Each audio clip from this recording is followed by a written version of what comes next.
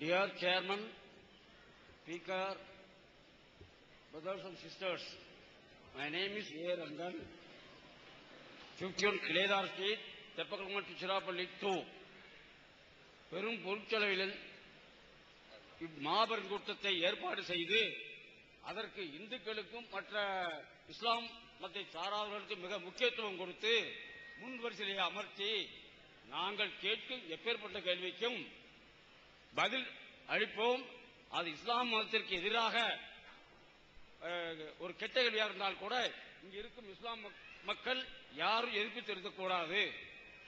அப்படி எதிர்ப்பு தெரிவித்தால் அவர்களை வெளியேற்றுவோம் என்ற ஒரு உறுதிமொழியை கொடுத்து இதற்கு நான் தலை வணங்குகிறேன். நான் கேட்க போகும் முக்கியமான கேள்வி, தன்னுடைய வாழ்க்கைக்காகவும் தாய்ந்தருடைய வாழ்க்கைக்காகவும் தாய்ந்தருடைய வாழ்க்கைக்காகவும் பெற்றோருடைய ஒரு பணச்செலவிற்காகவும் 1000-2000 மேல் கடந்து வடக்கே காஷ்மீர், சீன எல்லை, பங்களாதேஷ் முதலிய இடங்களுக்கு சென்று தன்னுடைய உயிரை பணைய வைத்து வேலை செய்கிறார்கள். இங்கே அதில் 18 அவருடைய வயது உயர்ந்து கொண்டே போகிறது. அப்பேற்பட்ட இடத்தில் பாகிஸ்தான் போன்ற நாடுகள் தீவிரவாதத்தை வளர்த்துவிட்டு அவர்களுக்கு ஆயுதங்களை கொடுத்து அவர்கள் தன்னுடைய குடும்பங்களையும் அவருடைய குடும்பங்களையும் நாங்கள் காப்போம் என்று ஒரு கேரண்டி கொடுத்து அடிக்கடி தினமும் பல நூற்றுக்கணக்கான பேர்கள் சாவதற்கு காரணமாக இருக்கிறார்கள். அவர்கள் தீவிரவாதியாக இருந்தாலும் நான் கண்ணீர் வடிக்கிறேன். ராணுவ வீரராக இருந்தாலும் அந்த டிவியை பார்த்து கண்ணீர் வடிக்கிறேன். அதை தாங்கள் தடுப்பதற்கு ஓரளவாவது உதவி செய்தனால நான் மிகவும் நன்றியுடன் இருப்பேன். மிகவும் பணிவன்புடன் கேட்டுக்கொள்கிறேன். வணக்கம். ஐயா ரொம்ப நல்ல ஒரு அற்புதமான ஒரு வேண்டுகோளை வச்சிருக்கிறாங்க. என்ன சொல்றாங்கன்னு கேட்டா, நாட்டின் எல்லைப்புறங்கள்ல நம்முடைய நாட்டு ராணுவ வீரர்கள் உயிரை பணயம் வைத்து அங்க போராடி கொண்டிருக்கிறார்கள், நாட்டை காப்பாற்றிக் கொண்டிருக்கிறார்கள். அவர்களுக்கு சங்கடம் கொடுக்கிற விதமாக அண்டையில் இருக்கக்கூடிய பாகிஸ்தான் தீவிரவாதிகளை உள்ள இறக்கி விட்டு அவர்களுக்கு உதவிகள் செய்து அநியாயத்துக்கு அந்த நாட்டில் உள்ள மக்களையும் பழிவாங்கி ராணுவத்துக்கும் இடைஞ்சல் பண்ணிக்கிட்டு இருக்கிறாங்களே, அதை தடுத்து நிறுத்த நீங்க முயற்சி செய்ய வேண்டும்னு சொல்லி ஐயா அவர்கள் கேட்டிருக்கிறாங்க. தடுத்து நிறுத்த நம்முடைய சக்தியில ஒரு முயற்சி பண்ணல. ஏன்னு கேட்டா அதை கண்டிக்கலாம். அதை தடுத்து நிறுத்துற அளவுக்கு நம்ம என்ன பாகிஸ்தான் மீது ஆதிக்கம் செலுத்தக்கூடிய நிலையில நம்ம இருக்கிறோமா? நம்ம சொன்னால் பாகிஸ்தான்காரன் கேட்கிற அளவுல இருக்கிறானா? இல்ல. அல்ல இந்திய அரசாங்கம் நம்ம சொல்றதை கேட்குமா? இல்ல. நம்ம என்ன செய்யலாம்? இது ஒரு கிறுக்குத்தனமான காரியம் பாகிஸ்தான்காரன் செய்யறான், தேவையில்லாத வேலையை செய்யறான், அநியாயத்துக்கு வம்புக்கு வர்றான்னு சொல்லி அதை ஒரு கண்டனம் தெரிவிக்க முடியுமே தவிர நம்ம அவங்கள மாதிரி நம்மளும் சேர்ந்து கவலைப்பட முடியுமே தவிர இப்பெல்லாம் நடக்குதுன்னு சொல்லி நம்ம என்ன மாதிரி அதுல பங்களிப்பு செய்ய முடியும்? ஒன்றும் பண்ண முடியாது. நம்ம என்ன பங்களிப்பு செஞ்சு அதை தடுத்து நிறுத்துறது? ஆட்சியில் அதிகாரத்தில் உள்ளவர்கள் தான் அதை பத்தி யோசிக்கணும். வருத்தப்படலாம். உங்களை மாதிரி நம்மளும் சேர்ந்து என்ன செய்ய வேண்டியது? வருத்தப்பட வேண்டியதுதான் இருக்குது தவிர வேற ஒரு காரியம் நம்மளால செய்ய முடியல. கண்டிக்கிறோம். பாகிஸ்தானது செயல் கண்டனத்துக்குரியது. இங்க உள்ள ஒரு முஸ்லீமும் அதை ஏத்துக்கிற மாட்டான். இது கேரண்டியா உங்களுக்கு தரலாம். சில பேர் நினைச்சிட்டு இருக்காங்க முஸ்லீம் பாகிஸ்தான்ல முஸ்லீம் இருக்கிறதுனால அவன் என்ன செஞ்சாலும் நம்ம ஆதரிப்போண்டு. கண்டிப்பா ஆதரிக்க முடியாது. அவன் பாகிஸ்தான்காரங்க ஒரு குண்டை போட்டான்னா அப்துல் காதர்லாம் தப்பிச்சுக்கிட்டு ராமசாமி மட்டும் தான் சாவ போறாரா? இதுல போட்டா நான் தான் போக போறேன். வழங்குதா? அதனால அவன் நம்ம நாட்டின் மீது என்ன தாக்குதல் நடத்தினாலும் இந்த நாட்டில் உள்ள எல்லாரும் தான் பாதிக்கப்பட போறோம். பாகிஸ்தானுக்கு யாரும் சப்பட்டவங்க இருக்க மாட்டாங்க. நம்மள நீங்க மாதிரி தான் நாங்கள் நினைக்கிறோம். வேற வழி இல்லை. நம்மளால ஒன்றும் செய்ய முடியல. அரசாங்கங்கள் திருந்தணும், அதுக்கு நடவடிக்கை எடுக்கணும். 20 நம்பர் 20 சார். கடவுளை மற, மனிதனை நினை என்று சொல்ல உலக அறிவுலக மாமேதை தந்தை பெரியார் தொண்டன். பெரியாரை யாராலையும் கடவுளை ஆக்க முடியாது. அதை முன்னாடி தெரிஞ்சுக்கோங்க. உங்களுடைய கருத்துக்கு நான் எதிர்ப்பு தெரிவிக்கிறேன். 5 கேள்விகள் நான் பதில் கேட்கணும்னு நினைச்சேன். ஆனா ஒரு கேள்விதான் சொல்லியிருக்கீங்க. நல்ல வெயிட்டானதை கேட்டுருங்க. எப்படி? என் தகப்பனார் மதம் ஜாதி உணர்வு உள்ளவர். ஆனால் மாற்று மதத்தவர்கள் யார் உதவி செய்ய மனிதநேயத்தோடு உதவி செய்யக்கூடியவர், அந்த மனப்பக்குவம் உள்ளவர். ஆனால் சங்கராச்சாரியார், பாதிரியார், முல்லா உங்களை போன்றவர்கள் தான் மதவாதத்தை அதிகம் தூண்டுறீங்க. மதவாத சண்டை வர்றது உங்களாலதான். நாத்திகர்களால என்னையும் கிடையாது. எவனாவது ஒரு நாத்தியம் போய் கோயிலை இடிச்சான்னு சொல்ல முடியாது. அதுக்கு காரணம் நீங்க. அடுத்து என்னன்னா, எங்க கிட்ட ஒழுக்கக்கேடு அதிகம் கிடையாது. பெரியாருடைய தொண்டர்கள் திராவிட கழக மாநாட்டில் பார்த்தா இங்க ஆம்பளை உட்கார்ந்து இருப்பான், இங்க பொம்பளை இருப்பாங்க, இங்க ஆம்பளை இருப்பாங்க. இங்க பார்த்தா அங்க முஸ்லிம்களுக்கு என்று தனிப்பட்ட முறையில ஒதுக்கப்பட்டு இருக்கிறது. இது கண்டனம் தெரிவிக்க வேண்டிய ஒன்று விஷயம். ஆனால் மற்றும் 4 கேள்விகளுக்கு நீங்கள் வாய்ப்பு கொடுத்தால் நான் கேட்கிறேன், இல்லைன்னா தனிப்பட்ட முறையில் பதில் சொல்லுங்க. கேட்டா என்னங்க மத்தவங்க வாய் ஒத்துக்குறாங்க. சரி, ஒரு கேள்வி, இன்னொரு கேள்வி மட்டும் பதில் கொடுங்க. நாத்திகர்களுக்குன்னு ஒன்று பகுதியில் ஒதுக்குங்களேன். கொடுத்திருக்காரு, வாய்ப்பு கொடுத்திருக்காரு. நான் ஒரு இஸ்லாமிய மார்க்கத்தை சேர்ந்த ஒரு பெண்ணை மணந்தால் அவள் மனித நேயத்தோடு வாழ வேண்டும் என்று மதத்துக்கு அப்பாற்பட்டு எந்த மதத்தை கடவுள் இல்லை என்று சொல்ற கொள்கைக்கு வந்தால் அதை நீங்கள் மனித நேயத்தோடு அது இஸ்லாம் மார்க்கத்தில் ஏற்றுக்கொள்வீர்களா? அவ்வளவுதானே. ஐயா அவர்கள் ஒரு கேள்விங்கிறதுல நிறைய விஷயங்கள் சொல்லியிருக்காரு. நிறைய விஷயத்துக்கும் பதில் சொல்லணும். ஃபர்ஸ்ட் பெரியார கடவுளாக்க முடியாது என்பதை ஆரம்பிச்சாரு. கடவுளை ஆக்குறதா என்னன்னு கடவுள்னு சொன்னா தான் கடவுள் ஆக்குறன்னு விளங்கி வச்சிருக்காரு. இப்ப கடவுளா தான் பெரியார் இருக்காரு. ஏன் இருக்காருன்னு கேட்டா, அவர் கல்லு செஞ்சு வச்சுக்கிட்டு அதுல கொண்டே மாலையை போடுறாங்க. கல்லுக்கு விளங்குமா? இல்ல கல்லுக்கு நமக்கு இந்த ஆள் தான் மாலை போடுற வரைக்கும் கல்லுக்கு மாலை போடுற விளங்குமா? விளங்காது. அவருடைய நினைவிடத்தில் கொண்டே வளையத்தை கொண்டே வைக்கிறாங்க, மலர் வளையத்தை. மலர் வளையத்தை வச்சா அந்த கல்லுக்கு போட்டா தப்புண்டீங்க, இந்த கல்லுக்கு தேங்காயும் பழமும் கொண்டு போனா தப்புண்டீங்க, அந்த கல்லுக்கு போய் மாலையை கொண்டு போட்டா அது தப்பு இல்லைங்கிறீங்க. இது எப்படி விளங்காதுன்னு நினைச்சு சொன்னீங்களோ அதே ஆர்குமெண்ட் அதுல வரத்தான் செய்யுது. இன்றைக்கே பெரியாரை கடவுளை வழிபாட்டு தெய்வத்தை மாத்திக்கிட்டீங்களே தவிர நாளைக்கு ஆவார் நான் சொல்லல. இப்பவே பெரியார் கடவுளாகத்தான் ஆக்கப்பட்டு இருக்கிறார். அவர் குறிப்பிட்ட நாள்ல இறந்து சாவுண்டா என்ன? பகுத்தறிவு பிரகாரம் சாவுன்னு சொன்னா எல்லா சக்திகளும் போவதற்கு பேர் தான் சாவு. நீங்க நினைவு விழா கொண்டாடுறதே கடவுளாக்குறீங்க. அவரு செத்துட்டார்ல வேற என்ன வர போறாரா? விளங்க போறாரா? அவன் நீ புரிஞ்சுக்கிற போறாரா? வீரமணி இப்ப வர்றாரு நமக்கு மாலை போடுறாருன்னு தெரிஞ்சுக்கிற போறாரா? ஒண்ணுமே இல்ல. அப்புறம் கொண்டு போய் மாலை கொண்டு போடுறீங்கன்னா வழிபடுறீங்க, கடவுள் ஆக்கி போட்டீங்க. நீங்க நாளைக்கு அவரதை பத்தி பேசினா இன்னைக்கு ஆயிடுச்சுங்கிறேன். கடவுள் ஆக்கலங்கிறீங்களே. அதே மாதிரி பெரியார் தொண்டர்கள் போய் கோயில் அடிச்சாங்களான்னு கேக்குறீங்க. பெரியாரே பிள்ளையார செருப்பால் அடிச்சார மறுப்பீங்களா நீங்க? பெரியார் தொண்டர்களை பத்தி பேசுறீங்க. சேலத்தில் அடிச்சது தெரியாதா? பெரியார் என்ன பண்ணார்? சேலத்துல ஒரு மதத்தினுடைய வழிபாட்டு தலம் விமர்சிக்கலாம், அவரு தப்புன்னு சொல்லலாம். செருப்பால் அடிச்சாரா இல்லையா? அதை பத்திரிகையில துக்குளத்துல போட்டதுக்காக வேண்டி கவர்மெண்ட் பறிமுதல் பண்ணுச்சா இல்லையா? யாரா மறுக்க முடியுமா? வழிபாட்டு தலத்தை பெரியாரிஸ்ட் ஒண்ணுமே செய்ய மாட்டாங்களாம். பெரியாரே பண்ணினாரு. அதை விளங்கிக்கிறேன். பெரிய ஒரு சிலையை செருப்பால் அடிப்பது என்பது என்ன நாகரிகம்? தப்புன்னு சொல்லலாம், விமர்சிக்கலாம். ஒரு மதத்தவர்கள் தெய்வம் நினைக்கிறாங்க. பெரியார் சிலையை ஒருத்தன் செருப்பால் அடிச்சா நீங்க என்ன பண்ணுவீங்க? பெரியார் சிலையை செருப்பால் அடிச்சா உங்களுக்கு வர்ற அதே ஒண்ணு அவருக்கு வராதா? அப்ப பெரியாரே அந்த வழிமுறையில போகல. அதை நீங்க என்ன செய்யணும்? முதல்ல விளங்கிக்கிறேன். அது மாதிரி மதவாதிகள்னாலதான் சண்டைகள்லாம் வருது அப்படிங்கிறாரு. அப்ப ஏன் ராமகிருஷ்ணன் வீரமணிக்கு சண்டை வந்துச்சு? கோவை ராமகிருஷ்ணனுக்கு வீரமணிக்கு சண்டை வந்த காரணம் என்ன? ஆனூர் ஜெகதீசனுக்கும் அப்புறம் வீரமணிக்கு சண்டை வந்த காரணம் என்ன? அதுல அவங்க எல்லாம் யாரு? சண்டை அதாவது குறைஞ்ச எண்ணிக்கையில குறைஞ்ச சண்டை வருது. நிறைய இருந்தா நிறைய வந்திருக்கும். நீங்களும் நாடு பூரா நிறைய இருந்தீங்கன்னா நிறைய வெட்டிக்கிட்டு சாவுவீங்க. பெரிய நாங்க இருக்கிற பெரியாருக்கு அதே கொள்கை, திருவாரூர் தங்கராசுக்கு அதே கொள்கை, ஏன் 2 கட்சி, வீரமணிக்கு அதே கொள்கை, திருவாரூர் தங்கராசுக்கு அதே கொள்கை 2 கட்சி, வீரமணிக்கு அதே கொள்கை, கோவை ராமகிருஷ்ணனுக்கு ஒரே கொள்கை. ஏன் 2 அணி ஒத்த திட்டிக்கிறீங்க? நீ பகுத்தறிவு இல்ல, நான் பகுத்தறிவு இல்ல, நீ நாம் பகுத்தறிவு, நீ நாம் பகுத்தறிவுன்னு சொல்லிக்கிட்டது அது எப்படி? நீ எப்படி கருணாநிதி போகலாம், நீ எப்படி ஜெயலலிதா போகலான்னு சொல்லி 2 பேரும் அடிச்சுக்கிறது அது என்ன கொள்கை? அப்ப சண்டைங்க என்னமோ பெரியார்னு சண்டை வராதுங்கிற மாதிரியும் பெரியாரை விட்டா சண்டை வருங்கிற மாதிரி ஆர்குமெண்ட் தப்புங்க. இருக்கிறது ஊருக்கு 4 பேர் இருந்தா சண்டை வராது. அவங்க 500 பேர் இருந்தா அடிச்சு சண்டை தெரிஞ்சிடும். அதாவது பெரிய சமுதாய குடும்பத்து சண்டை ஊருக்குலாம் தெரியுமா? தெரியாது. 4 பேருக்குள்ள அடிச்சு முடிஞ்சு போயிடும். அதே நேரத்தில் ஊருக்குள்ள 2 ஜாதி சண்டை பிடிச்சாண்டு வைங்க, எல்லாருக்கும் தெரிஞ்சிடும். நிறைய பேர் சம்பந்தப்படுறான். அப்ப இந்த திராவிட கழகம் கருப்பு சட்டை போட்டவங்க ஊருக்கு 10 2 இருப்பாங்க, சிலவுல இருக்க மாட்டாங்க. அவங்களுக்கும் 2 அடியா அடிச்சுக்கிருவாங்க. யாருக்கும் தெரியாது. அங்கனுக்குள்ள உள்ள வட்டங்களுக்கு தெரியும், எங்களை மாதிரி ஆளுகளுக்கு தெரியும். அது மொத்த பரவலா தெரியாது. இதானே தவிர நீங்க சொல்ற அளவுக்குலாம் என்ன செய்யாது. அப்படி மனிதாபிமானத்தை காத்தலாம் ஒண்ணும் செய்ய முடியாது. இதை விளங்கிக்கணும்.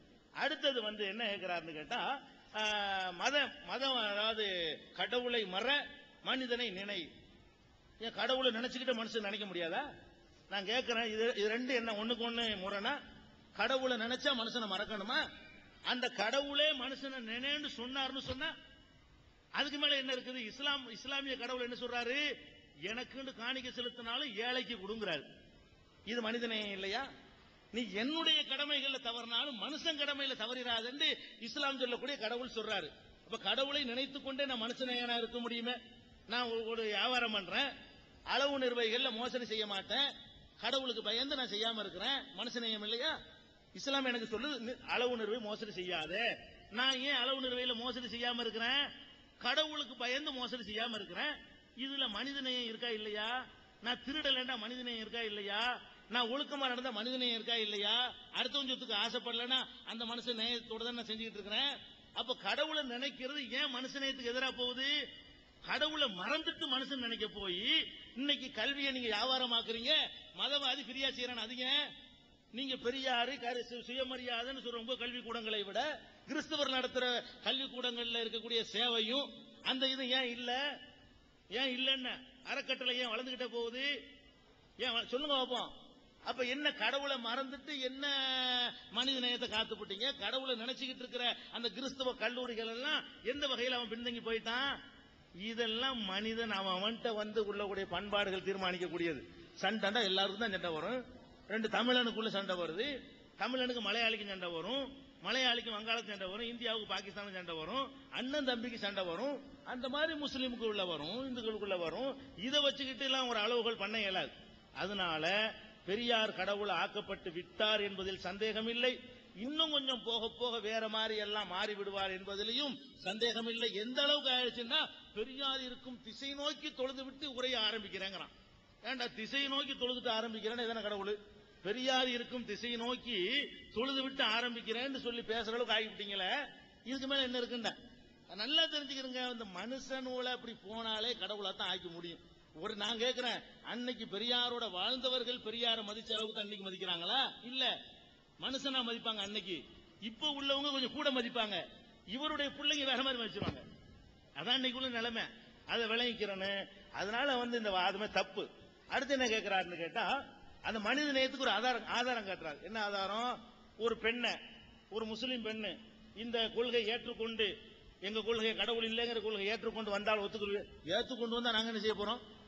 அதான் சரின்னு ஏத்துக்கிட்டு வந்தா ஏன் ஒண்ணு யாரும் குறுக்கணிக்க போறது இல்ல.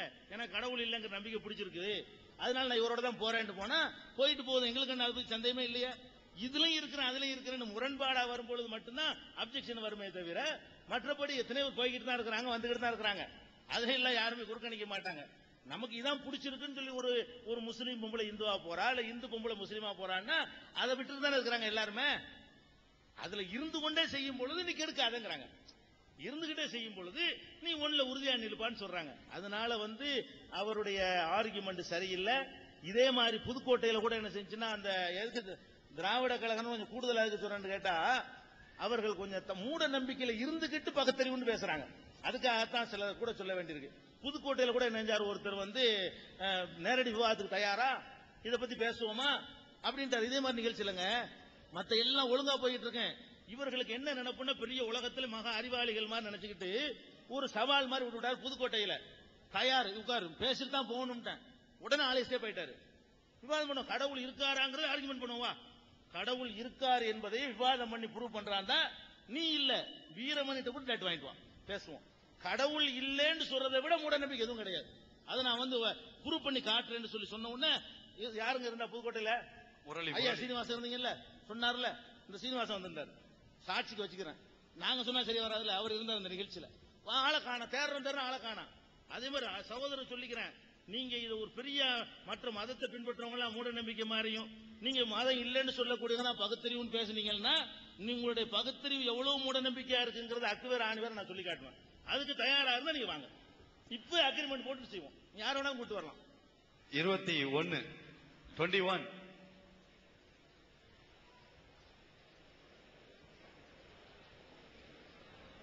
ஐயா உங்களுக்கு வணக்கம். இஸ்லாமியர்கள்னா முரட்டு குணம் படைச்சவங்க, ஏட்டிக்கு புட்டியாவே செய்யறவங்க அப்படிங்கிற நினைப்பு இருந்ததை இப்போ உங்க இனிய மார்க்க வழியா நல்ல மனசை கொண்டு வந்திருக்கிறீங்க. இப்ப மங்கள மகள் ஆரம்பத்தில இருந்து இங்க உட்கார்ற வரைக்கும் இளைஞர்களை நல்ல வழிப்படுத்தி அவங்க நல்ல மனசோட அவங்க வீட்டு நிகழ்ச்சி மாதிரி தான் கொண்டாந்து இங்க வந்து உட்கார வச்சாங்க. நல்ல உபசரிப்பு, நல்லது. இந்த பணி தொடர்றதுக்கு எல்லா மத கடவுளையும் வேண்டிக்கிறேன். என்னோட கேள்வி என்னன்னா, எல்லா மாற்று மத சகோதரர்கள் அப்படி இப்படின்னு சொல்றீங்க. மாற்று மதம் சகோதரர்கள் நான் வந்து நாயுடு வகுப்பை சார்ந்தவன். இப்ப எங்களை ஒருத்தவங்க இன்ட்ரோடியூஸ் பண்ணும்போது இதே இஸ்லாமியர்கிட்ட பேசும்போது திடீர்னு மாப்பிள்ளைன்றாங்க. சரி, ஒரு முஸ்லீம் வந்து ஒரு முஸ்லீம்கிட்ட சொல்லும் போது இவர் என்ன ஆளு அப்படின்னு கேட்டோன்னே நம்ம மாப்பிள்ளை தாயா அப்படிங்கிறாரு. சரின்னு நாங்களும் மாமுன்னு வரோம். அப்புறம் மாமா நம்ம வயசுல மேற்கொள்ள மாமாங்கிறாங்க. இந்த பண்பு எப்ப இருந்து வந்துச்சு? இதுக்கு ஏன் அப்படின்னு சொல்லுங்க.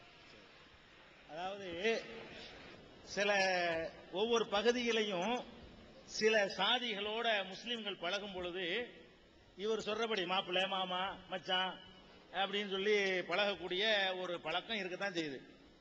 இது எப்படி வந்துச்சுன்னு கேட்டா, இங்க இருக்கிற எல்லா முஸ்லிம்களுமே இந்த நாட்டில் பிறந்தவங்க தான். இங்க இருக்கிற ஒரு முஸ்லீம் கூட வெளிநாட்டில இருந்து இறக்குமதி ஆனாலே கிடையாது. இந்த நாட்டில் எல்லாரும் பிறந்தோம். பிறக்கும் பொழுது முதலியாரா இருந்து நான் முஸ்லீமா இருந்தேன்னு வைங்களேன், அந்த முதலியார் அவர் இருப்பார்ல, அவரை மாமா மச்சான் தான் கூப்பிட்டு இருப்பேன். அந்த பழக்கம் அப்படியே என்ன செய்யும், கண்டினியூவா தொடரும். நாயுடுவாய் இருந்து 4 பேர் கிட்ட முஸ்லீமா இருப்பாங்க, அங்கிட்டு 4 பேர் முஸ்லீம் ஆகாம இருப்பாங்க. அவங்க என்னதான் முஸ்லீம் ஆகாம இருந்தாலும் அந்த உறவு முறை சொல்லி கூப்பிடுறது தொடரத்தான் செய்யும். அந்த மாதிரியான ஒரு தொடர்புல தான் இப்படிப்பட்ட பேச்சுக்கள் இன்னைக்கு மிச்சமா இருக்குது. வேற எந்த சாதியும் இப்படி கூப்பிடுற வழக்கம் கிடையாது. நீங்க அதை யோசிச்சு பார்க்கணும். ஒரு முதலியாரும் புண்படுத்திருக்கு நான் சொல்லல, ஒரு முதலியார் ஒரு தேவர் என்ன மாமா மாப்பிள்ளை கூப்பிடுவாங்களா? ஒரே மதம் தான், கூப்பிடுக்க மாட்டேங்கிறாங்க. ஒரு செட்டியாரும் ஒரு வன்னியரும் என்ன மருமோனே என்ன மாப்பிள்ளை கூப்பிட மாட்டாங்க. முஸ்லீம் மட்டும் எல்லாரோடையும் இப்படி கூப்பிடுக்கிறான்னு சொன்னா காரணம் என்ன? எல்லாத்துடைய கதம்பா இது. அங்க இருந்து 4 பேர் வந்திருப்பான், இங்க இருந்து 4 பேர் வந்திருப்பான், இங்க இருந்து 4 பேர் வந்திருப்பான். எல்லாத்தையும் ஒரு கதம்பமா இருக்கிறதுனால அந்த பழைய உறவுகள் நீடிக்குது. நாயுடுக்கு மட்டும் நீடிக்கல. எங்க பகுதிகளில் ராமநாடு பக்கம் வந்தீங்கன்னா அந்த ஆசாரிமார்கள் இருக்காங்களா, அப்பு ஆசாரிமார்களை நாங்க மாமா மச்சான் தான் கூப்பிட்டுக்கிறோம். உங்க பகுதியில் நாயுட கூப்பிடுற மாதிரி எங்க பகுதியில் அப்படி கூப்பிட்டு வராங்க. இன்னும் சில பகுதியில் தலித்துகளை வந்து தாத்தாவா, தலித்துகளோட தாத்தா அப்படிதான் கூப்பிட்டுக்கிறாங்களே தவிர உறவு முறை சொல்லி தான் அழைச்சிக்கிறாங்க. இப்படி ஒவ்வொரு பகுதியில ஒவ்வொரு உறவு இருக்குது. அதான் காரணம். 22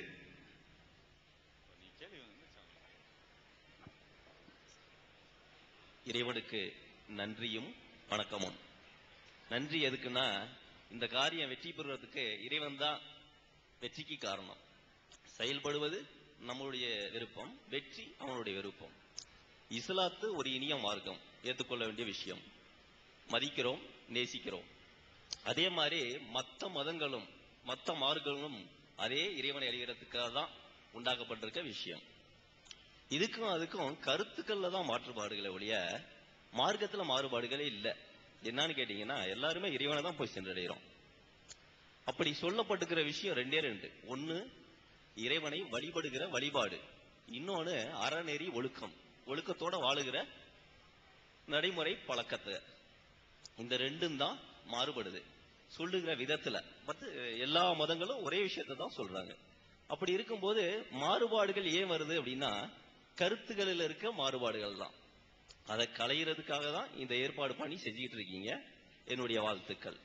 2வது, இந்த உணவு பழக்கத்தை சொல்லிட்டு இருந்தீங்க, அது சரியான பதிலா எனக்கு தோணல, அதனால அதை சொல்றேன்.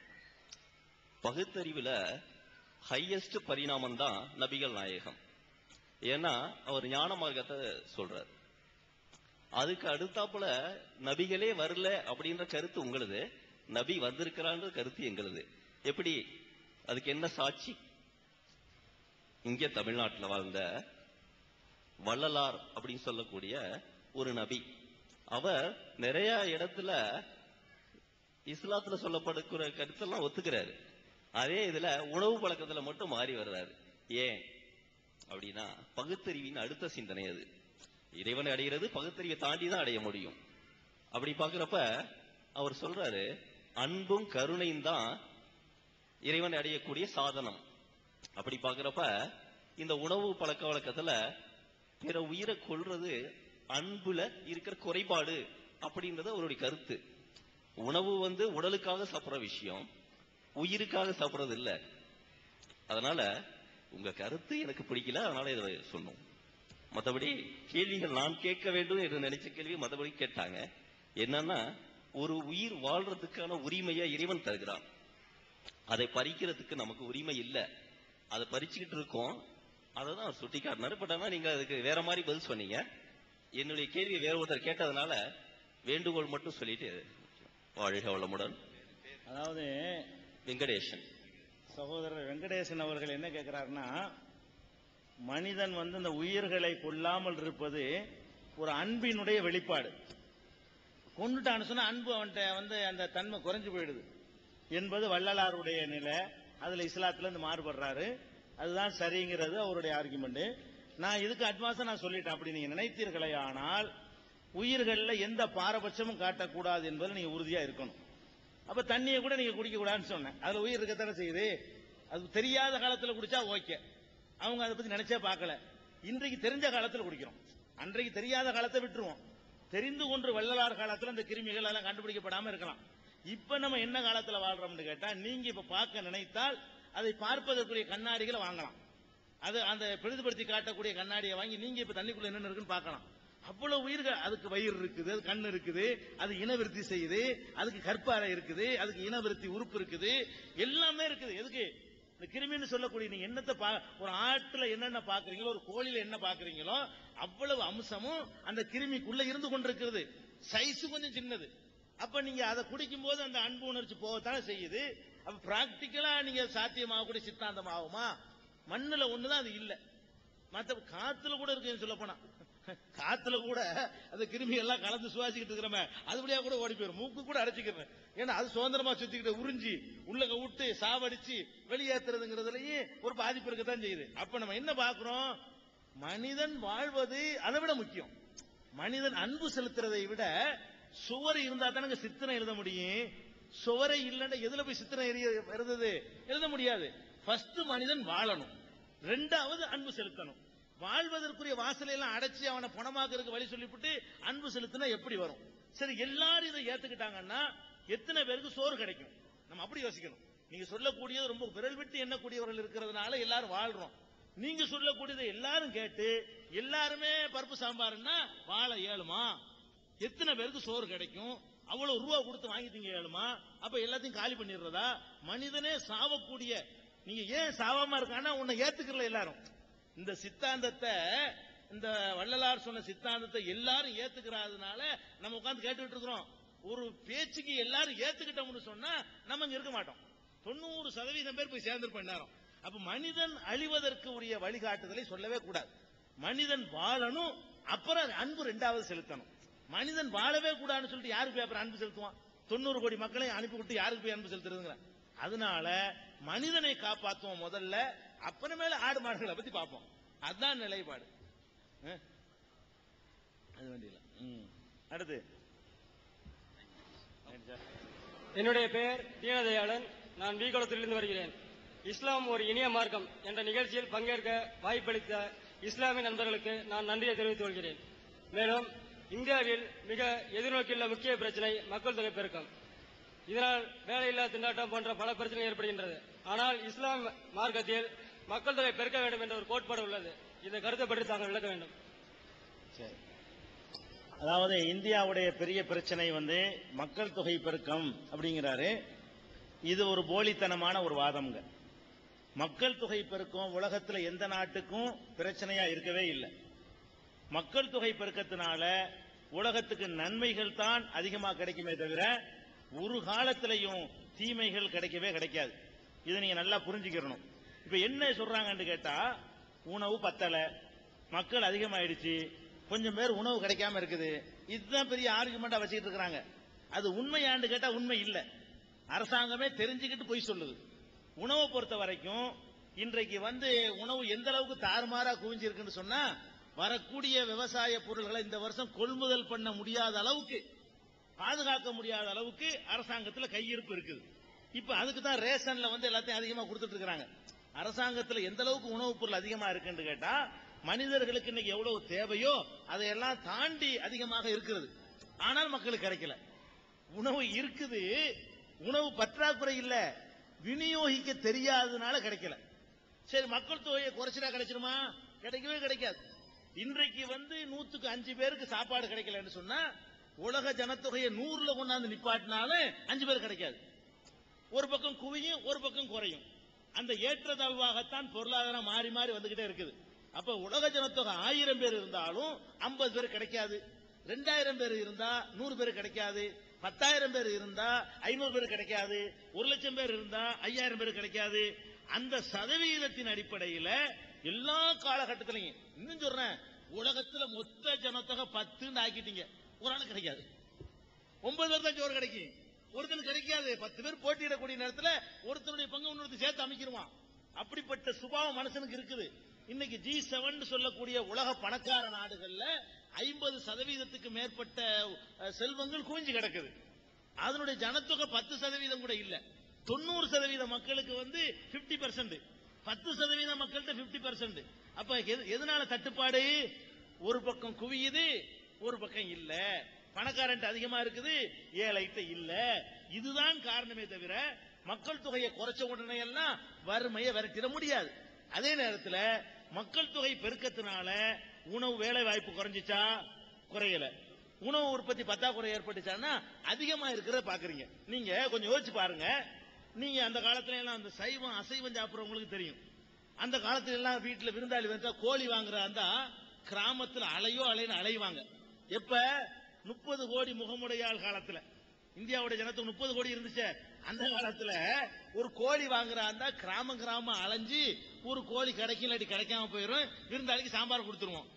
இன்றைக்கு 100 கோடியை தாண்டினவன என்ன கதைன்னு கேட்டா, எத்தனை கிலோ எப்ப வேணும் உனக்கு? இப்ப என்ன காலத்துல அந்த கோழிங்கிறது கிடைக்க அரிதா இருந்துச்சு. இன்னைக்கு என்ன கேட்டா கோழி கடைக்கு கடை போட்டு வித்துக்கிட்டு இருக்கிறான். மக்கள் தொகை பெருகணும்னு கோழியை சப்ளை, முட்டையை விலை குறைக்கிறான் பாருங்க. நாமக்கல்ல குவிஞ்சு கிடக்குது. முட்டை என்னடான்னு கேட்டா வாங்கி திங்க ஆள் இல்ல. இந்த 2 மாசம் சத்துணவு கூடத்தையும் பள்ளிக்கூடத்தையும் மூடுனாங்களா, முட்டை தாறுமாறா போய் 20 காசு 15 காசுக்கெல்லாம் நாமக்கல்ல முட்டை விற்கிற அளவுக்கு ஆகி போச்சு. அப்ப இன்னைக்கு முட்டை அந்த காலத்துல வாங்க முடியுமா? புது மாப்பிளைக்கு முட்டை கிடைக்காது. நாங்கெல்லாம் சின்ன பிள்ளையா இருக்கிற காலத்துல புது மாப்பிளைக்கு முட்டை கொடுப்பாங்க. எங்க ஊர்ல எல்லாம் முட்டைக்கு அலைவாங்க. 10 வீட்டுல சொல்லி வைப்பாங்க, முட்டை கிடைக்காது. இன்னைக்கு என்னடான்னு கேட்டா கடைக்கு கடை வச்சுக்கிட்டு மூட்டை பாருங்க அள்ளி வச்சிருக்கான். அப்ப மனிதன் வளர என்ன செய்யறான்னா, இவன் சிந்திக்கிறான், நிறைய உற்பத்தி ஆக்கணும், நிறைய அதிகமாக்கணும். 22 நாள் ஒரு கோழியை குஞ்சாக்குறதுக்கு, ஒரு முட்டையை குஞ்சாக்குறதுக்கு 22 நாள் அன்னைக்கு மிஷின்ல வச்சு இறக்கிட்டு இருக்கான். பாக்குறீங்களா இல்லையா? ஒரு கோழியை உண்டாக்க 40 நாள். இப்படிப்பட்ட நம்ம தலை சைஸுக்கு இருக்கு கோழி. எவ்வளவு நாள்? 40 நாள். அந்த கோழியை உண்டாக்குறதுக்கு 6 மாசம். அப்ப 40 நாள் கோழி ஏன் கண்டுபிடிச்சான்? முட்டையை வச்சுட்டு மிஷின்ல இருந்து குஞ்சம் ஏன் இறக்குறான்? மக்கள் தொகை பெருகின உடனே மூளை வேலை செய்யுது. நல்லா கண்டுபிடிக்கணும், நிறைய உற்பத்தி ஆக்கணும். அப்ப அதை நம்ம பாக்குறோம். கடல் தண்ணியை குடி தண்ணீர் ஆக்கணும்னு பேசுறான். ஏன் பேசுறான்? இந்தியாவில் 100 பேர் இருந்தா பேசுவானா? 100 கோடி பேர் இருக்கனால பேசுறான். 100 கோடி பேர் இருக்கும்போது கடல் தண்ணி எப்படி குடிநீர் ஆக்குறது, கீழே தண்ணி எப்படி எடுத்துட்டு வர்றது, செயற்கை எப்படி மழை பெய்ய வைக்கிறது அப்படின்னு சொல்லி சில்வர் அயோடைட் பவுடர் கொண்டு தூவி மேகத்துல தூவி மழையை பொழிய வைக்கிறான். பாத்தீங்களா இல்லையா? அப்ப அந்த மாதிரி சிந்திக்கிறதுக்கு என்ன காரணம்? மக்கள் தொகை பெருகிறதுனால தானே இந்த வசதி உங்களுக்கு கிடைச்சு. இப்ப நீங்க எத்தனை பேர் வண்டியில வந்திருப்பீங்க, பஸ்ல ஏறி வந்திருப்பீங்க. நான் சென்னையில இருந்து பஸ்ல ஏறி இங்க வர்றேன். எதனால இந்த பஸ் கண்டுபிடிச்சான்? அது கமர்ஷியலா லாபம் தரன்னு தான் கண்டுபிடிச்சான். ஒரு திருச்சிலேயே மொத்தம் 10 பேர், மெட்ராஸ்ல 10 பேர்னா பஸ் விடுவானா? விட்டா லாபகரமா இருக்குமா? லாபகரமா இல்லாட்டி கண்டுபிடிச்சிருப்பானா? எதனால கண்டுபிடிச்சான்?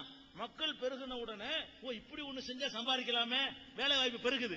டயர் கம்பெனி ஒரு பக்கம், இரும்பு கம்பெனி ஒரு பக்கம், அந்த சீட்டு போறோம் ஒரு பக்கம். வேலை வாய்ப்பு கூடுச்சா குறைஞ்சா? நீ மக்களை குறைச்சா பஸ்ஸுக்கு வேலை இல்லையே. நான் இந்த மைக்கிற்கு ஏன் கண்டுபிடிச்சான்? நீங்க திருச்சியில மொத்தம் 10 பேர்னா உட்காந்து நானும் உட்காந்து பேசி போயிட வேண்டியானே. இது எது கண்டுபிடிக்கிறான்? மக்கள் பெருகின உடனே அங்க வரைக்கும் சத்தம் போகணுமே. மக்கள் பெருகி போச்சு, என்ன பண்றது? இதை கண்டுபிடி, அதை பாக்ஸ கண்டுபிடி, டிவியை கண்டுபிடி, கம்ப்யூட்டர் கண்டுபிடி. இதெல்லாம் எதனால கிடைச்ச நண்பங்கிறீங்க? மக்கள் தொகை பெருக, நெருக்கடிகள் வரத்தான் மனிதனுடைய மூளை வேலை செய்யும். வச்சுக்கிறங்க, வெறும் வயிற்றோட மனுஷன் வரல, மூளையோட வர்றான். இவன் நினைக்கிறான் மனுஷனுக்கு வயிறு மட்டும் இருக்கு நினைக்கிறான். இவன் என்ன நினைக்கிறான்?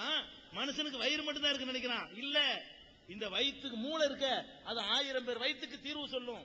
இப்ப இன்னைக்கு பாருங்களேன், 6 மாசத்துல அறுத்துட்டு இருந்தானா விவசாயம், இப்ப 3 மாசத்துல அறுக்கிறான். 6 மாசத்துல அறுத்த பயிரை 3 மாசத்துல அறுக்கணும்னு ஏன் வந்துச்சு? 50% மடங்கு கூடி போச்சுங்க. 100% 50% இருந்தது மாதிரி இன்னொரு மடங்கு உற்பத்தி. இப்ப 6 மாசத்துல அறுத்தது 3 மாசத்துல அறுக்கிறான். இன்னும் கொஞ்சம் வரப்போகுது நாள். ஒரு 200 கோடி இந்தியா ஆகும் போது காலையில நெல்லை போட்டு சாயந்தரம் அறுத்துட்டு வர போறான். நீ பாருங்க, காலையில கொண்டு விதைக்குவான். சிரிக்கிறதுக்கு இல்ல, நெசமா நடக்க போகுது, உண்மைக்குமே நடக்க போகுது. இப்ப நடந்துகிட்டு இருக்கோம். நெசம் நம்ம நினைச்சோம். அப்பம் பாட்டு நினைச்சிருப்பானா? நம்ம அப்பம் பாட்டை முட்டையை கொண்டு மிஷின்ல வச்சு குஞ்சாக்கன்னு நினைச்சு வச்சிருப்பானா? அதான் நடந்துகிட்டு இருக்குது. அதே மாதிரி மக்கள் எவ்வளவு பெருகினாலும் சரி, இந்த நாட்டில், இந்த மண்ணில், இந்த உலகத்தில் வளம் இருக்கிறது. இங்கே இடம் இல்லாட்டி சந்திரனுக்கு போவான், அங்க இடம் இல்லாட்டி செவ்வாய். ஏன் சந்திரனுக்கு போகணும்னு யோசிச்சா இந்த மூளை ஏன் வேலை செஞ்சுச்சு? 1000 பேர் தான் யோசிச்சிருப்பானா? இது நாளைக்கு யூஸ் ஆகுமா ஐடியா பண்றான். சந்திரனுக்கு போகுமா, செவ்வாய்க்கு போகுமா, அப்படி போகணும்ன்றதுனால வேற வேற நாலேஜ் அவனுக்கு கிடைக்குது. அவன் போனது சந்திரனுக்கு போனது வேற நோக்கத்துக்கு. இப்ப செயற்கைக்குள்ள நிப்பாட்டி வைக்கிற ஞானத்துக்கு யூஸ் பண்ணிக்கிட்டான். அத மனிதன் வாழ முடியாதுன்னு இந்த சிந்தனை எதனால வந்துச்சு? மக்கள் தொகை பெருக்கத்தினால. கண்டிப்பா வேலை வாய்ப்பு பெருகுது. மக்கள் தொகை பெருகினா தான் இந்த சாமான்கள்லாம், இதை உண்டாக்குற கம்பெனிகள் இல்லைன்னா என்ன பண்ணிட்டு இருக்கனே, ஒரு விவசாயத்தை தவிர இன்னொன்னு நீங்க பண்ண மாட்டீங்க. மக்கள் தொகை கம்மியா இருந்தா விவசாயம், பள்ளிக்கூடத்து வாத்தியார் வேலை, போலீஸ் வேலை, வேற ஒன்றும் வேலை இல்லை, வேலை வாய்ப்பு இருக்காது. எத்தனை ஃபேக்டரிகள், எத்தனை கம்பெனிகள், எத்தனை ஹுண்டாய்ங்கிறான, இதெல்லாம் ஏன் வருதுன்னு பல்லா 20,000 30,000 பேருக்கு வேலை கொடுக்குறான். எதனால கொடுக்குறான்? மக்கள் தொகை பெருகாட்டி கொடுக்கலுமா? அதை யோசிச்சு பார்க்கணும். மக்கள் தொகை பெருக்கம் வந்து உலகத்துக்கு ரொம்ப நம்ம நினைக்கணும். நம்ம அப்ப இப்படி நினைச்சிருந்தா கொஞ்சம் கேட்க முடியுமான்னு யோசிக்கணும். நம்ம ஒண்ணு யோசிக்கணும். இங்க உட்கார்ந்துக்கிற எல்லாத்துடைய தகப்பனார்கள் மக்கள் தொகை வேணான்னு அன்னைக்கு அறுத்து கட்டிட்டு இருந்தா நீங்க உட்கார்ந்துருப்பீங்களா? நான் உட்கார்ந்துருப்பேனா? அப்ப நமக்கு கிடைச்ச அந்த பாக்கியத்தை நீங்க அடுத்து வரக்கூடிய இல்லைங்கிறீங்க. உங்களுக்கு பிறக்கக்கூடியதுல ஒரு ஜீனியஸ் இருப்பான். 1 லட்சம் பேரை பிறக்கட்டுமே, ஒரு ஜீனியஸ் ஒருத்தன் இருப்பான். அவன் 10 லட்சம் பேருக்கு பிரச்சனை தீர்வு சொல்லுவான். நீங்க நினைச்சிட்டு இருக்கீங்க 10 லட்சம் பேர் பிறந்துட்டாண்டு. 1 லட்சம் பேர் பிறப்பான். அதுல கிடைக்கிற ஒரு ஜீனியஸ் காலையில விதைச்சு சாயந்தரம் அறுக்கிறத கண்டுபிடிச்சவனா இருப்பான். அப்ப என்ன ஆகும்? 100 கோடி பேருக்கு தீர்வு சொல்லிட்டு போயிருவான ஒருத்தன். முடிஞ்சு வச்சா. அதே மாதிரி இடங்கள் பத்தாக்குறையா நாட்டுல இல்ல. இருக்கிற இடத்துல 5% யூஸ் பண்ணல உலகத்துல எந்த நாட்டிலையும். இந்தியாவுல திருச்சிலே வந்து குவிகிறதுனால இட நெருக்கடி ஏற்படுது. திருச்சிக்கு புதுக்கோட்டைக்கு இடையில இருக்குது 1000 திருச்சி. நம்ம அங்க போறது இல்ல, யூஸ் பண்ணாம, மனிதன் யூஸ் பண்ணாம. திருச்சிக்கு புதுக்கோட்டைக்கு இடையில இருக்கு எவ்வளவு இடங்கள். அப்ப இடம் பத்தாக்குறையா? இடம் நிறைய இருக்கு. நீ 5% யூஸ் பண்ணல. 95% இடம் யாருக்கு யூஸ் இல்லாம, விவசாயமா இல்லாம, கட்டிடமா இல்லாம, தரிசாக வீணா போய் கிடக்குது. அதெல்லாம் வளப்படுத்துற பொறுப்பு நமக்கு இல்லையா? அப்ப இடம் இருக்குது, அப்படியே வரட்டுமே, இடம் இல்லாம போட்டுமே. இந்த வீடு இந்த இதை வந்து இவ்வளவுதான் இடம் இருக்குது, இதுக்குள்ள இப்படித்தான் கட்டிக்கிட்டு இருந்தான். இப்ப என்ன பண்றான்? இப்படி ஏத்துறான்ல. இந்த மூளை ஏன் வந்துச்சு? அந்த காலத்துல குடிசை போட்டாங்க. இப்ப என்ன பண்றான்? ஒரு வீட்டு இடத்துல 9 வீடு இப்படி ஏத்துறான். மேல மாடிக்கு மேல மாடி. இந்த சிமெண்ட் ஏன் கண்டுபிடிச்சான்? இந்த கலவை எது கண்டுபிடிச்சான்? கசிவு இல்லை, விரிசல் இல்லைன்னு சொல்லி விளம்பரம் பண்றான. இதெல்லாம் கண்டுபிடிச்ச காரணம் என்ன? மக்கள் பெருகுது, இடம் கொஞ்சமா இருக்குது, வாங்க முடியல, இப்படி ஏத்திக்கிட்டு போடா. கண்டுபிடிக்கிறான்ல. மின்ன தொடுவான். உங்களுக்கு சிங்கப்பூர்ல 60 மாடி கட்டலையா? 60 மாடி கட்டிட்டு இருந்துட்டு போறேன். இப்ப என்ன? லிப்ட் வச்சு ஏறிட்டு போறேன். இப்ப என்ன? லிப்ட் ஏன் கண்டுபிடிச்சான்? அப்ப இந்த எல்லாத்தையும் அனுபவிச்சுக்கிட்டு கண்ணுக்கு முன்னாடி மனித குலம் பெருகிறதுனால வாக்கியத்தை கண்ணுக்கு முன்னாடி பாக்குறோம். பார்த்துக்கிட்டு மறுத்தா இது எப்படி அறிவாகும்? மறுக்க கூடாது. ஜெயகாந்தன் மாதிரியான சிந்தனையாளர்கள்லாம் மனித குலம் பெருகணும், குடும்ப கட்டுப்பாடு மாதிரி பைத்தியக்காரத்தனம் எதுவுமே இல்லைன்னு சொன்னாங்க. ஆனா இஸ்லாத்தை பொறுத்த வரைக்கும் குடும்ப கட்டுப்பாடு கட்டாயம் மறுக்கலாம் இல்ல. ஒன்னே ஒன்னு இஸ்லாம் சொல்லுது, உன் அளவுக்கு கஷ்டமா இருக்குதா, பராமரிக்க இயலாதா, நீ சக்தியில நினைக்கிறியா, அல்ல பொன்னாடி உடம்பு சரியில்லையா, அவர் தாங்க மாட்டாளா, உன் அளவுக்கு நீ குறைச்சிக்கலாம். இதை ஒரு நல்லதுன்னு பிரச்சாரம் பண்ணுவது இஸ்லாம் ஒத்துக்கிறாரு. ஒருவருக்கு விருப்பம் இல்லைன்னா அவர் குறைச்சிக்கலாம். ஆனால் எப்படி குறைக்கணும்? தற்காலிகமா குறைக்கணும், நிரந்தரமா அறுத்து கட்டிடக்கூடாது. இப்போ உதாரணமா ஒரு பொம்பளை இருக்கிறா, 2 புள்ள, மறுபடி புள்ள பெறக்கூடிய சக்தியை இழந்துட்டா. குடும்ப கட்டுப்பாடுங்கிற பேர்ல 2 புள்ளை மண்டையை போட்டுருச்சு. எவன் கொடுப்பான்? 2 புள்ளை எவன் கொடுப்பான்? அட நான் எனக்கு 2 புள்ளைன்னு சொல்லிட்டு அவசரப்பட்டு நான் குடும்ப கட்டுப்பாடு பண்ணினேன். புள்ள பிறக்கிற ஆற்றில எடுத்து விட்டுட்டாங்க. 2 புள்ளை மண்டையை போட்டுருச்சு. இப்ப எனக்கு புள்ள வேணும், எந்த கடையில் வாங்கிட்டு வருவேன்? அப்ப அப்படி செஞ்சிடாதன்னு இஸ்லாம் சொல்லுது. நீ புள்ள பெறாம இருக்கிறியா, இந்த நிரோத்து மாதிரி காண்டம் மாதிரி டெம்பரவரியான நடவடிக்கைகள் மூலமாக தள்ளி போட்டுக்க. நிரந்தரமா ஆம்புல வந்து உயிரணு உண்டாக்கக்கூடிய சக்தி இழந்துடக்கூடாது. பெண்ணு வந்து சினை முட்டை உற்பத்தி செய்யக்கூடிய சக்தியை வந்து இழந்துடக்கூடாது. அந்த கண்டிஷனோட விரும்பினால் நீங்கள் குடும்பத்தை சுய விருப்பத்தில் குறைச்சிக்கலாம். அது ஒரு நல்ல திட்டம்னு பிரச்சாரம் பண்ணக்கூடாது, நிரந்தரமா இழந்துடக்கூடாது. இந்த அறிவுரையில என்ன கேடு? இந்த அறிவுரையில மனித குலத்துக்கு என்ன நஷ்டம்? கிடையவே கிடையாது. வேலை வாய்ப்பு அதிகமா தான் இருக்கு. எத்தனை வகையான வேலை வாய்ப்பு. இன்னைக்கு கம்ப்யூட்டர் வந்த பிறகு எவ்வளவு வேலை வாய்ப்பு தெரியுமா? இப்படி ஒண்ணு கண்டுபிடிக்கலன்னு அந்த வேலை வாய்ப்பு கிடைச்சிருக்குமா? கம்ப்யூட்டர் ஏன் கண்டுபிடிச்சான்? மக்கள் தொகை பெருகினா தான் விற்க முடியும். மக்கள் தொகை பெருகாட்டி இது தேவையே இல்லையே. அப்படி விளங்கிக்கணும். இதை பத்தி விரிவாக பேசியிருக்கிறோம். அவருக்கு இது குறைவா தான் சொல்லுங்க. இது 1 மணி நேரம் விளக்கம் சொல்லணும். அதுக்கு தனியாக அவருக்கு கேசட்டோ புத்தகமோ கொடுத்துருங்க. அந்த கேள்வி கேட்டவருக்கு 24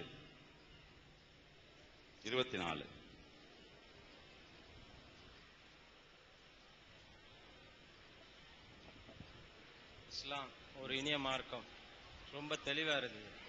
அதாவது முஸ்லிம் சகோதரர்களுக்கும் நீங்க கொடுக்கிற கேள்வி பதில்கள், இங்க கேட்கிற கேள்விகள் எல்லாம் அவங்களுக்கே சில தெரியாத உண்மைகள்லாம் தெரிய வந்திருக்குன்றது என்னுடைய கருத்து. இதுல நேரம் பற்றாக்குறை இருக்கனால நான் கேள்விகள் நிறைய எழுதி வச்சிருக்கேன். பட் வந்து கேட்கறதுக்கு நேரம் பற்றாக்குறை இருக்கனால ஒரு சில முஸ்லிம் சகோதரர்கள்ட்ட கேட்ட கேள்விக்கு எனக்கு சரியா பதில் சொல்லல. இந்த ஆண்கள் வந்து நகை, செயின், மோதிரம் இது மாதிரி போன்றதெல்லாம் அணியக்கூடாதுன்னு சொல்றாங்களே, அதனுடைய தெளிவான கருத்து. ரெண்டாவது வந்து அரபு மொழிகள்ல எல்லாருமே பேர் வச்சுக்கிட்டு இருக்காங்க. இவங்க எல்லாமே உண்மையான முஸ்லிம்கள் தானா? இது ரெண்டுக்கும் சரியான விளக்கம். பேர் ஜி ராஜு, திருச்சியில வந்து என்எஸ் ரோட்ல கடை வச்சிருக்கேன். ரெண்டாவது கேள்வியை சாய்ஸா எடுத்துக்கலாம். ஏன்னா முதல் கேள்வி அதிகமா கேட்கப்பட்டிருக்கு. அந்த நகை அணி, அதாவது நீங்க லேட்டா வந்தீங்களோ, ஒரு ஆளுக்கு ஒரு கேள்வின்னு வச்சிருக்காங்க. அதனால உங்களுக்கு ரெண்டாவது கேள்விக்கு சொல்லுவோம், முதல் கேள்விக்கு சொல்லுவோமா? ரெண்டாவது கேள்வி தான் முக்கியமானதா இருக்கா? ஆமா, முக்கியமானதுன்னா ரெண்டாவது கேள்வி எடுத்துக்கலாம். முதல் கேள்வி சொல்ல, அந்த முதல் கேள்வி ஆண்கள் நகைகள் அணியக்கூடாதுன்னு சொல்றதுக்கு என்ன காரணம்னு மீதி டோக்கன் வச்சுக்கிற ஆளுக்கு கேட்டீங்கன்னா அதுல வச்சுக்கிறோம். அவருடைய உரிமையை தேர்ந்தெடுத்துக்கிறங்க. அவர் என்ன கேட்கிறாருன்னா, இந்துக்கள் எடுத்துக்கிட்டீங்கன்னா தமிழ்ல பேர் வைக்கிறீங்க, கிறிஸ்தவர்களும் கூட பேர் தமிழ்ல தான் வைக்கிறாங்க, ஏதோ கொஞ்சம் தமிழ் கலந்து அதுல இருக்கும், அல்லது சமஸ்கிருதம் வடமொழி சொற்கள்ல வந்து வச்சுக்கிடுவாங்க. முஸ்லிம்களுடைய பேர் மாத்திரம் அரபு மொழியில வச்சுக்கிறாங்க. அரபு மொழியில வச்சாதான் முஸ்லிமா, அரபு மொழியெல்லாம் வைக்கணுமா, அதையும் அரபு மொழியில வைக்கணும் அப்படிங்கிறது அவருடைய கேள்வி. அதான கேள்வி? அதான் கேள்வி. இப்ப ஒரு விஷயத்தை விளங்கிக்கிறணும். இஸ்லாமிய மார்க்கத்தை பொறுத்த வரைக்கும் அரபு மொழியில் பேர் வையுங்கள் என்று குர்ஆனில் எங்கேயும் சொல்லப்படல. நபிகள் நாயகம் அப்படி சொல்லவே இல்லை. உங்களுடைய பெயர்களை வந்து என்னுடைய பாஷையில தான் நீங்க வைக்கணும் என்று சொல்லவே இல்லை. இஸ்லாமிய சட்ட பிரகாரம் அரபு மொழியில் பேர் வைக்க வேண்டியது அவசியமே இல்லை. நபிகள் நாயகத்துக்கு ஒரு ஆம்பளை பிள்ளை இருந்துச்சு, சின்ன வயசுல மூத்தா போச்சு. அந்த பிள்ளைக்கு அவங்க வச்ச பேர் இப்ராஹிம். இப்ராஹிம்ங்கிறது அரபு மொழி சொல்லி இல்லை. நபிகள் நாயகத்தினுடைய மகனுக்கு இப்ராஹிம் பேர் வச்சாங்க. இப்ராஹிம்ங்கிறது அது வந்து அரமாய்க்குங்கிற மொழி. அந்த அவர் எந்த பாஷைக்கு வந்தார் அந்த பாஷை அது. ஆபிரகாம் ஒரு தூதர், அந்த பேர் தான் நபிகள் நாயகம் வச்சாங்களே தவிர அரபு மொழியில பேர் வைக்கல. இப்ராஹிம்ங்கிறது அரபு மொழி பேர் இல்ல. இது மாதிரி அரபு மொழி இல்லாத பெயர்கள் வைத்தவர்கள் நிறைய பேர் நபிகள் நாயகம் காலத்திலேயே இருந்திருக்கிறாங்க. அரபு மொழியில பேர் வைக்க வேண்டும் என்பது இஸ்லாத்தின் சட்டம் இல்லை, முதல்ல விளங்கிக்கிறணும். அது போக உலகத்தில் உள்ள எல்லா நாடுகள்லையுமே அந்தந்த பகுதி மொழியில தான் பேர் வச்சுக்கிட்டு இருக்கிறாங்க. இப்ப உங்களுக்கு தெரியும், இந்தோனேஷியா இருக்குது, அங்க யாரு பொறுப்புல இருக்கிறாருன்னு கேட்டா மேகவதி சுகர்னோவா அப்படின்னு சொல்லுவாங்க. மேகவதிங்கிறது அரபி கிடையாது, சுகர்னோங்கிறது அரபி கிடையாது. சுகர்டோன்னு ஒருத்தர் இருந்தாரு, அது அரபி கிடையாது. இந்தோனேஷியாவில் இருக்கிற எந்த முஸ்லீமுடைய பேரும் அரபி கிடையாது. இந்தோனேஷிய மொழியெல்லாம் வச்சுக்கிட்டு இருக்கிறாங்க. இந்தோனேஷியாவில் உள்ள முஸ்லீம்கள் இந்தோனேஷிய மொழிகளை தான் பேர் வச்சுக்கிட்டு இருக்கிறாங்க. அதே மாதிரி பாகிஸ்தான்ல இப்ப பேனசீர் புட்டோன்னு இருக்கிறாங்க. பேனசீர் அரபியா? அரபி கிடையாது, உருது. அது பேனசீர்ங்கிறது பேன்னா அது எதிர்ப்பதம், பேனசீர்னா நிகரற்றவர், உருது வார்த்தை. அப்ப உருது மொழியில தான் அவங்களுடைய பேரை வச்சிருக்கிறாங்களே தவிர எதுல வைக்கல? அரபு மொழியில வைக்கல. அரபு மொழியிலையும் சில பேர் வச்சிருக்கிறாங்க. பாகிஸ்தான்ல நீங்க பாக்குறீங்க. ஈரான்ல வச்சுக்கிற பேரு கதாமி குதாமின்னு சொல்றாங்க, அதெல்லாம் அரபி கிடையாது, அதெல்லாம் பார்சி மொழி. அவங்களுடைய தாய்மொழியில தான் அவர்கள் பேர் வைக்கிறாங்க, அரபியில வைக்கிறது கிடையாது. அப்ப தமிழ்நாட்டில் மாத்திரம் இந்த நிலை இருக்க என்ன காரணம்? இஸ்லாம்னா உலகளாவிய மார்க்கம். நபிகள் நாயகமும் அரபியில தான் வச்சிருக்கு, அரபியில வைக்கணும்னு சொல்லல. அவங்களே அரபி இல்லாத மொழியில வச்சிருக்கிறாங்க. உலகம் பூராமே அரபி இல்லாத மொழியில வச்சிருக்கிறாங்க. தமிழ்நாட்டில் மாத்திரம்தான் முஸ்லீம்கள் அரபு மொழியிலே பேரை மாற்றிக் கொள்கிறார்கள். ஒரு இஸ்லாத்துல ஒருத்தர் இணைந்தால் கூட அவர் பேரை அரபியா மாத்திக்கிறார். ஏற்கனவே ராமசாமியா இருப்பாரு, இஸ்லாத்துக்கு வந்தோன்னு அப்துல்லான்னு மாத்திக்கிறாரு. அப்படி மாத்தக்கூடியதுக்கு என்ன அவசியம் அப்படின்னு கேட்டா அதுக்கு ஒரு வரலாற்று பின்னணி தான் காரணம், வேற ஒண்ணும் கிடையாது. என்ன பின்னணின்னா, இஸ்லாமிய மார்க்கத்துல சாதி கிடையாது, அது அட்டியோட ஒழிக்க சொல்லுது இஸ்லாம். இப்ப இருக்கிற எடுத்துக்கிறீங்களேன், உங்களுக்கு புரிஞ்சுக்கிறதுக்காக கேட்கிறேன். எல்லாம் நாங்க வேற வேற சாதியில இருந்து இஸ்லாத்துக்கு வந்தோம். முதலியாராக இருந்து முஸ்லிமானவங்க எல்லாம் கைத்துங்க வைப்போம். இல்ல ஒரு ஆள் இருக்கிறீங்களா? நீங்களே அப்படி வந்தீங்களா? சரி. செட்டியாரா இருந்து நீங்க இப்பதான் நீங்க வந்தீங்களா? சரி, செட்டியாரா இருந்து முஸ்லிமானவங்க தூக்குங்க ஒரு ஆளு. நாடாரா இருந்து முஸ்லிமானவங்க ஒருத்தரும் இல்லையா? பிராமணரா இருந்து முஸ்லிமானவங்க. எதுக்கு இதை சொல்றேன்னு கேட்டா, எங்களுக்கு தெரியாது. இந்த மாதிரி 1-2 பேர் தான் தெரியும். நாங்க எந்த சாதியில இருந்து ஏதோ ஒண்ணுல இருந்து வந்திருப்போம். எந்த சாதியில இருந்து கேட்டாலும் சும்மா தான் இருப்பாங்க. எங்களுக்கு தெரியாது. 2-3 தலைமுறை ஆன உடனே எங்க சாதி என்னன்னு தெரியாது. நாங்க மறந்துடுவோம், விசாரிக்க மாட்டோம். விசாரிச்சு யாவப்படுத்தினா தெரியும். யாரு முத வந்தார் அவருக்கு தான் தெரியும். அவர் பிள்ளைக்கு சொல்லிக் கொடுக்க மாட்டாரு, நம்ம இன்ன சாதியா இருந்தோம், இதுல இருந்து வந்தோம். அப்ப எனக்கு நான் எங்க இருந்தோம் எனக்கு தெரியாது. இதுதான் நிலைப்பாடு. இப்படி இஸ்லாம் ஒழிக்க சொல்லுது. அன்றைக்கு இருந்த முஸ்லிம் அறிஞர்கள் என்ன பண்றாங்கன்னு கேட்டா, இஸ்லாத்துல ஒரு ராமசாமி வர்றாரு. வந்த உடனே உன் பேர் என்னப்பா? ராமசாமி. நீங்க என்ன சாதின்றாங்க. அடுத்து நம்ம நாட்டு வழக்கம், தமிழ்நாட்டு வழக்கம் என்ன, பேரை கேட்டவங்க விட மாட்டாங்க, என்ன சாதிம்பாங்க. கேட்காட்டா கூட தெரிஞ்சுக்கிறதுக்கு எத்தனையோ ரூட் பண்ணுவாங்க. வேற வேற வார்த்தைகளை போட்டு எப்படியாச்சும் இந்த ஜாதியை கண்டுபிடிக்காட்டி தலை வெடிச்சு போயிடும். அப்படியான ஒரு அமைப்பு இன்னைக்கு சமூகத்தில் இருக்குது. கந்தசாமின்னு விட்டுட்டு போயிட மாட்டாங்க. கந்தசாமியா, நீங்க எந்த ஊரு? கந்தசாமி. ஊர் என்ன? அந்த ஊரை யோசிப்பாங்க. அந்த ஊர் தேவர் ஊரா, தலித்து ஊரா, கந்தசாமிங்கிறான. அந்த புதுக்கோட்டையில எந்த தெருவும்பாங்க. அது ஆராய்ச்சி எதுக்கு? இதுக்கு தான், வேற ஒண்ணும் இல்ல. இந்த தெருவுல யார் அதிகமா இருப்பா, உங்க ரிலேஷன் யாருன்னு கேட்பாங்க. முக்கியமான பிரமுக ரிலேஷன் இருக்காங்களா? கிருஷ்ணசாமி ரிலேஷன் திரும்ப, ஓ தலித்தா, ஓ அப்படின்னு நினைக்கிறது. சேதனா பாண்டியன், ஓ தேவரா. இப்படியாக கேட்டு கேட்டு உன் மாமா யாரு மச்சான் யாருன்னு கேட்டு ஒன்னு நேரடியா சொல்ல வைக்குவாங்க. இல்லாட்டி இப்படி கேட்டு புடுங்குவாங்க. இல்லாட்டி பக்கத்தில் உள்ள ஒன்றை விசாரிப்பாங்க. அதை கண்டுபிடிக்காட்டி மண்டை வெடிச்சு போயிடும். நாங்க அதை மறக்கிறதுக்காக வர்றோம். என்ன சாதின்னு மறக்க வரும்போது அப்துல்லான்னு சொன்னு வைங்க, கேட்க மாட்டாங்க. பாயா ராமசாமி அப்துல்லா போனார் வைங்க, அப்துல்லா பேரு சரி போயிட்டு வாங்க, உன் பேர் ராமசாமி, இந்த ஜாதி. அப்ப நாங்க இஸ்லாம் ஒழிக்க சொல்லுது. இந்த பழக்கம் மாறிட்டா எல்லாரும் மாத்திடுவாங்க. இது நம்மளா செஞ்ச முடிவு, இஸ்லாம் சொன்ன முடிவு இல்ல. நம்ம சாதி அடியோட மறக்கணும். சாதியை மறக்கிறாந்தா இதை சொன்னா சாதி இந்தோனேசியாவோட கேட்க மாட்டாங்க. இந்தோனேசியாவோட போய் சுகர் நோண்டா எந்த ஜாதி கேட்க மாட்டாங்க. அதனால வச்சுக்கிட்டு இருக்கிறாங்க. நம்ம நாட்டுல என்ன இருக்குது, இது சொன்ன உடனே நீ செட்டியார்ல இருந்து வந்தியா முதலியார்ல இருந்து வந்தியான்னு கேட்க ஆரம்பிச்சிடுறாங்க. நாங்க வேரோட கலையை நினைக்கிறதுனால இப்ராஹிம் என் பேரை சொல்றேங்க. யாராவது கேட்பீங்களா? இப்ராஹிமா பாயா, சரி போயிட்டு வாங்க, முடிஞ்சு வச்சா கதை. எந்த ஜாதி தெரியாதா? நாங்களே மறந்துட்டோமா? இன்னைக்கு எங்களுக்கு தெரியாம இருக்கிறதுக்கு தான் காரணம். நாங்க மாத்திரம் ராமசாமி கந்தசாமி வச்சிருந்தோம் வைங்க, எங்களுக்கு யாவப்படுத்திட்டே இருப்பிய. என் தகப்பை எனக்கு யாவப்படுத்த, அவருக்கு அவர் தகப்பை யாவப்படுத்த, அவருக்கு அவர் தகப்பை யாவப்படுத்த. இன்னைக்கு வரைக்கும் இங்கே செட்டியார் முஸ்லீமு, நாடார் முஸ்லீமு, அப்புறம் தலித்து முஸ்லீமு எல்லாமே இங்க இருந்திருக்கு. அது இல்லாம போனது காரணம் என்ன? இது இஸ்லாம் கட்டளை இல்ல, பேரு இஸ்லாமிய கட்டளை இல்ல. எங்க அப்பம்பாட்டமார்கள் யோசித்து இது நம்ம சாதி நுழைஞ்சிரும், சாதி அது ரொம்ப பெரிய டேஞ்சர். ரெண்டாவது மத்த விஷயம் ரெண்டாவது வச்சுக்கணும், மொழி விஷயம். அதை விட ஜாதி டேஞ்சரான விஷயம். அது வராமல் இந்த சமுதாயம் மாறிடுச்சு, எல்லாம் தமிழ் வச்சுட்டு போயிடலாம். சாதி பத்தி உள்ள கேள்வி இல்லாமல் சமூகம் மாறி போச்சுன்னு சொன்னா அப்ப என்ன செய்யலாம்? முருகன் கந்தண்டு முஸ்லீம் இருக்கலாம், இந்து இருக்கலாம். அதுக்காகத்தான் நாங்க செஞ்ச ஏற்பாடு, இஸ்லாத்துல இல்ல. வேற கடைசி கேள்வி 25. ஆமா, 2 சொன்னதுனால கடைசி. மீதி 5 பேருக்கு வருத்தப்பட்டுக்கிற கூடாது, டோக்கன் வாங்கினவங்க. வேற வழி இல்லை. என் பேர் குணசேகரன். நான் பெரம்பலூர் மாவட்டம் தொண்டமாந்திரையிலிருந்து வரேன். நான் முஸ்லீம் நண்பர்களோட நிறைய பழகிட்டு இருக்கேன். பாரின்ல இருந்து என்னோட நண்பர் ஒருத்தர் இஸ்லாமிய நண்பர் வந்தாரு. வந்துட்டு சரி நம்ம வீட்டுக்கு போலாம் அப்படின்ட்டு நாங்க போனோம். என் கூட என்ன ஜான் கென்னடி, ராபர்ட் எல்லாம் வந்தாங்க. ஜாலியா ட்ரிங்க்ஸ் எல்லாம் சாப்பிட்டு சொல்றதை கேளுங்க. என்ன விஷயம் சொல்ல வரேன்னா, எங்க வீட்டுக்கு நாங்க அன்னைக்கு திருவிழா, எங்க ஊர்ல மாரியம்மன் கோவில் திருவிழா. நான் எங்கால கூட்டு போயிட்டு எங்க மாரியம்மனுக்கு படையில போட்டு எங்க அம்மா எல்லாம் வீட்டுல கறிலாம் சமைச்சு வச்சிருக்காங்க. எங்கால முப்பாரக்க கூட்டு போறேன், வாயா சாப்பிடலாம்ட்டு. சரின்ட்டு எங்க அம்மா முதல்ல எல்லாம் பழம் தேங்காய் எல்லாம் கொடுத்தாங்க. இவரும் தின்னாரு, எல்லாம் முப்பாரங்கெல்லாம் சாப்பிட்டாரு, தயிர் சாப்பிட்டாரு. கடைசியா இந்த கோழிக்கறி ஆட்டுக்கறி எல்லாம் வச்சிருந்தாங்க. நம்மளால என்ன பண்ணாப்புல, சரி சாப்பிடு பாயா அப்படின்னாக்கா, ஆஹா முடியாது.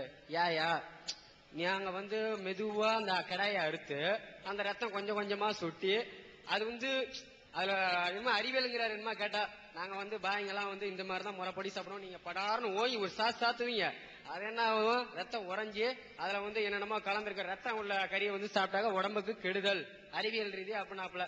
சரியா, உங்க அப்பா என்ன வேலை பாக்குறாரு? எங்க அப்பா கிருஷ்ணாபுரத்துல கறி போட்டுட்டு இருக்காரு. சரி, கறி போட்டாக்கா உங்க அப்பா ஏன் அந்த சில்வர் தட்டுல போட்டு அந்த ரத்தத்தை எல்லாம் வந்து வித்துக்கிட்டு இருக்காரு? அது தொழில். அப்ப தொழில ஊருக்கு ஒரு நியாயம், உனக்கு ஒரு நியாயமாயா அப்படின்னாக்க இந்த ஆள் என்ன சொல்றாப்புல, அதெல்லாம் எனக்கு தெரியாது, நான் சாப்பிடுவேன் கெஞ்சுறேன். ஓ என்னையா அது, எங்க அப்பா புனிசாமி கோனார் என்ன செத்தா போயிட்டாரு, 105 வருஷமா இருந்து. இல்ல எங்க ராமசாமி கோனார் என்ன செத்தா போயிட்டாரு, இந்த இடம் வெங்கடாச்சலம் படையாசியும் உயிரோட தான் இருக்காரு. அவரும் அந்த ரத்தம் உள்ள கறியை தின்னு 105 வருஷம் கழிச்சு இப்ப போன வருஷம் தான் மண்டைய போடாரு.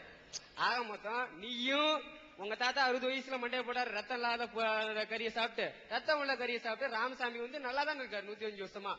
ஆக மொத்தம் என்னன்னாக்க இது எனக்கு சரியான விளக்கம் சொல்லுங்க. ஏன்னா இது ரொம்ப நாளா இல்ல தண்ணி அடிச்சாலும் தெளிவா இருக்காப்ல. ஏன் தெளிவா இருக்கானாக்க, ஆமா வந்தாரு.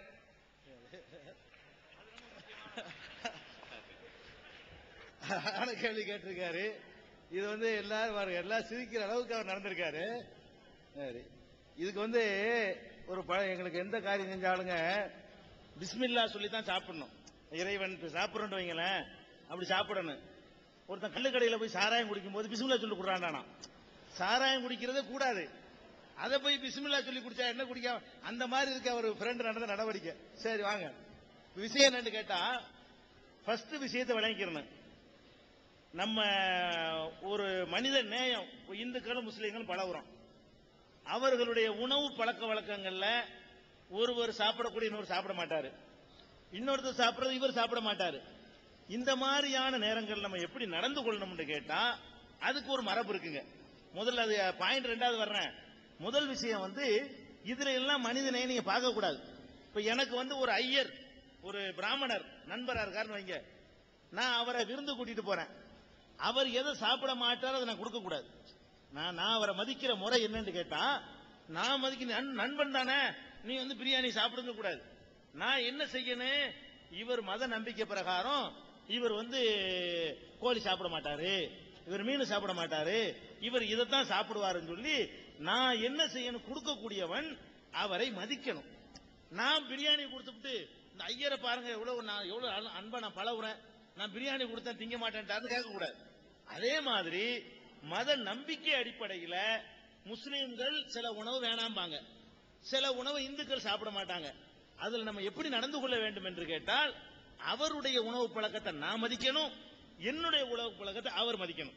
இப்ப நான் பன்றி சாப்பிடக்கூடாது, முஸ்லீம்கள் ஒரு இந்து நண்பர் பன்றி சாப்பிடக்கூடியவர்னு வச்சுக்கணும். உதாரணத்துக்கு அவர் பன்றிக்கறி சமைச்சு வச்சு என்னை கூப்பிடுறாரு சாப்பிடுறதுக்கு, நான் என்ன சொல்லணும், முதல்ல அவர் கூப்பிடவே கூடாது. ஃபர்ஸ்ட் என்ன செய்யணும்னா, நீங்க உங்க மதத்தில் இது கூடாது, அதனால நீங்க இது உங்களுக்கு வேணாம், இதை நீங்க சாப்பிடுங்க அப்படின்னு சொல்வதுதான் அது அந்த நல்லிணக்கத்தை வளர்ப்பதற்கு உதவும். என் பழக்கத்தை இன்னொருத்தர் மீது உணவு விஷயங்களை திணிச்சிடக்கூடாது. உணவு விஷயங்கிறது வந்து பிடிக்காத திணிச்சிங்கன்னு வைங்களேன், அது ஏத்துக்கலாம் போயிடும். அதனால அவர் என்ன பதில் சொல்லிக்கணும், எங்க முஸ்லாமிய நம்பிக்கை பிரகாரம் முறையாக கடவுள் தான் இதை அனுமதிக்கிறார். அந்த கடவுளே நீ அனுமதிச்சதனால் தான் நாங்கள் இதை அறுக்கிறோம் அப்படின்னு சொல்லிட்டு சாப்பிட்டா தான் சாப்பிடுறதுக்கு எங்களுக்கு அனுமதி இருக்குது. நாங்க அந்த கோழி மேல உள்ள வெறுப்புனால நாங்க கொல்லல, இத வந்து கொல்லணுங்கிறதுக்காக கொல்லல, அன்பு இல்லைங்கிறதுக்காக கொல்லல.